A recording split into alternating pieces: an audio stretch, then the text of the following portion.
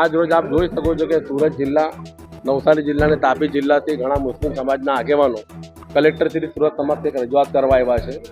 રજૂઆતનું મૂળ મુખ્ય એવું છે કે છેલ્લા ઘણા સમયથી એક ચોક્કસ ટોળકી જે સમાજ સેવાના નામે કહો કે મીડિયાના નામે એક પોતાની ગેંગ બનાવીને જે મુસ્લિમ ટ્રસ્ટના જે ટ્રસ્ટીઓ છે કે એમની મિલકતોને ટાર્ગેટ કરી છે એ બાબતે સમાજમાં એક રોષ છે. અને એ લોકો સરકારી વિભાગમાં વિવિધ જગ્યાએ ખોટી રીતે આઈટીઆઈ કરીને કે ખોટી સાવ ઉપજાવી કાઢેલી ફરિયાદો કરીને ટ્રસ્ટીઓને હેરાન પરેશાન કરે છે કે એમને બ્લેકમેલ કરવાનો ધંધો કરે છે, ખંડણી માંગણી કરે છે. ને એ બાબતની ઓલપાડ પોલીસ સ્ટેશન હોય, પલસાણા પોલીસ સ્ટેશન હોય કે કામરેજ હોય કે નવસારી હોય, ઘણી જગ્યાએ એમના વિરુદ્ધમાં અરજીઓ કરવામાં આવી છે. તેમ છતાં એમની વિરુદ્ધમાં ગુના દાખલ કરવામાં આવતા નથી.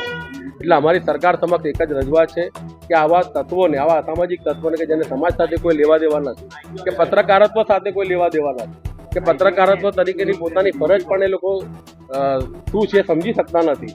માત્ર પોતાનો ખંડણી ઉરાવવાનો કે બ્લેકમેલ કરીને ધંધો કરવાનો એક પોતાનો આર્થિક સ્ત્રોત બનાવી ચૂક્યા છે.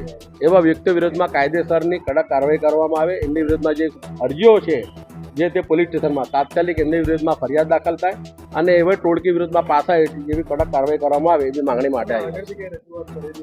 આગળ દરેક ટ્રસ્ટોમાંથી જે ટ્રસ્ટોને એ લોકો હેરાન કરતા હતા એમને દ્વારા જેથી ફરિયાદો થઈ ચૂકી છે. ને આ જે ચોક્કસ ટોળકી છે એનો ઇતિહાસ પણ ગુનાહિત ઇતિહાસ છે. બિલાલ શેખ હોય, સાબિર શેખ હોય કે સુલતાન શેખ, એમની વિરુદ્ધમાં ભૂતકાળમાં ઘણા ગુનાઓ દાખલ થયા છે. એટ્રોસિટીના પણ થયા છે, છીડતીના પણ થયા છે અને ખંડણીના પણ થયા છે.